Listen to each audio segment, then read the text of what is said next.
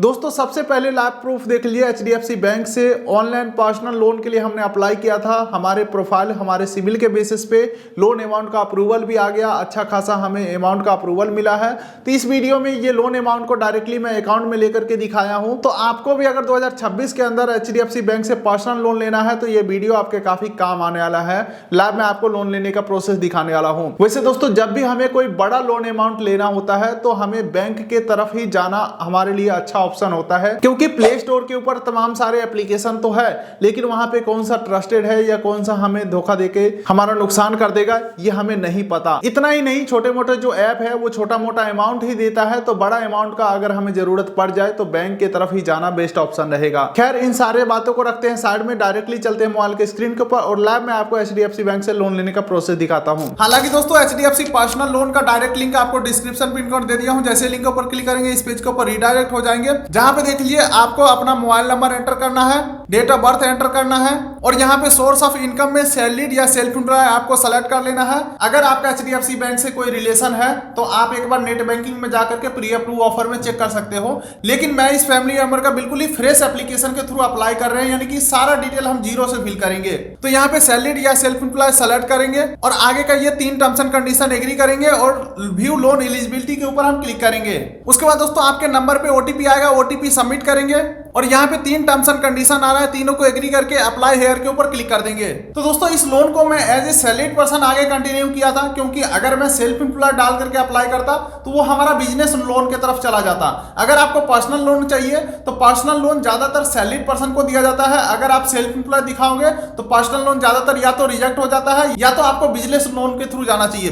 तो मैंने salary select किया था। तो अब यहाँ पे पूछ रहा है आपका जो सैलरी है वो एचडीएफसी बैंक में आता है या अदर बैंक में आता है। तो दोस्तों हम यूट्यूब पे काम करते हैं और हमारा जो पेमेंट है वो एचडीएफसी बैंक के ही अंदर आता है। तो हमारे इस नंबर से जो बैंक अकाउंट लिंक है ये ऑटोमेटिक आ चुका है, यहाँ पे हम सेलेक्ट कर सकते हैं। या आपका अदर किसी बैंक में पेमेंट आता है तो वो अदर बैंक सेलेक्ट करके अकाउंट सेलेक्ट कर लेना है। उसके बाद प्रोसीड के ऊपर क्लिक करेंगे और फिर अगले पेज के ऊपर कुछ बेसिक डिटेल पूछे जाएंगे, जैसे कि जेंडर हो गया, डेट ऑफ बर्थ हो गया, पैन नंबर हो गया, पर्सनल ईमेल आईडी आपको डाल देना है, एम्प्लॉयमेंट डिटेल पूछा जा रहा है जहाँ पे कंपनी का नेम डाल देंगे। उसके बाद नेट मंथली इनकम यहाँ पे डाल देंगे। तो हमने यहाँ पे मंथली इनकम डाल दिया है। अब अगला यहाँ पे पूछा जा रहा है योर मंथली कमिटमेंट, यानी कि अगर आपका कोई ईएमआई चल रहा है, कोई लोन वगैरह चल रहा है तो कितना अमाउंट आपका खर्चा हो जा रहा है आपके सैलरी आने के बाद। ठीक है, तो हमने यहाँ पे 5000 डाल दिया। उसके बाद यहाँ पे वर्क ईमेल पूछा जा रहा था, अपना कोई भी सेकंड ईमेल डाल देंगे।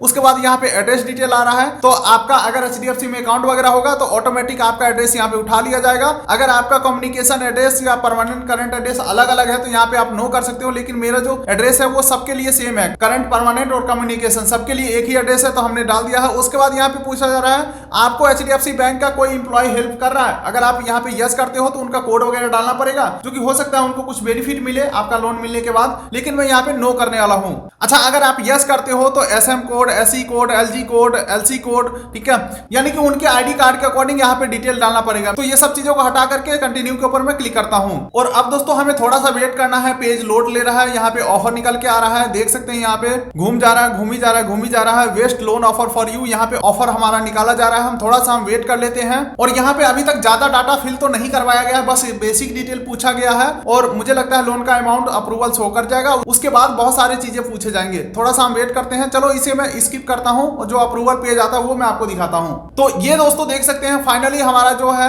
अप्रूवल निकल के आ चुका है। 9 लाख ओनली, यानी कि 9 लाख का अप्रूवल आ चुका है। ठीक है, इस अमाउंट को हम कम ज्यादा कर सकते हैं, 60 मंथ के लिए इसे मैं ले सकता हूं, जो कि इस पूरे अमाउंट को अगर मैं 5 साल के लिए यानी कि 60 मंथ के लिए लेता हूं तो मंथली इंस्टॉलमेंट होने वाला है 20,020 रुपए का, यानी कि ईएमआई जो है हमारा 20,020 रुपए का होने वाला है। एक बार मैं कैलकुलेट करके देख लेता हूं, 20,020 का ईएमआई होने वाला है गुने 60 मंथ का ईएमआई है, 60 करता हूं तो 12 लाख रुपया मान के चलो हम इनको पे कर रहे हैं, जिसमें हमें मिलेगा कितना, 9 लाख, यानी कि टोटल 3 लाख रुपया हम सिर्फ इनको ब्याज पे करेंगे 5 सालों के अंदर। अगर मैं 3 लाख को भागा 5 करता हूं तो यानी कि पर साल हम इनको 60,000 रुपया एज ए ब्याज के रूप में दे रहे हैं, वो भी 9 लाख अमाउंट के लिए। जो कि रेट ऑफ इंटरेस्ट की अगर मैं बात करूं तो सालाना ब्याज दर यहाँ पे 12% का लगाया गया है, देख सकते हैं 12% पर एनम के हिसाब से। और जो चार्जेस वगैरह काटे जाएगा वो 4,129 रुपया चार्जेस काटे काटा जाएगा, यानी कि ये 9 लाख में से 4,000 रुपया काट के बाकी अमाउंट हमारे अकाउंट में आएगा। तो ये अमाउंट जो है वो काफी बड़ा है,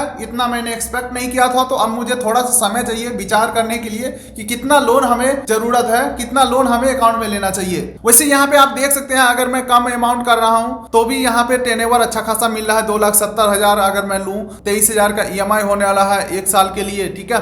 बाकी स्क्रीनशॉट वगैरह ले सकते हैं। अगर आपको 4.5 लाख रुपया लेना है 24 महीने के लिए तो कितना EMI बनेगा।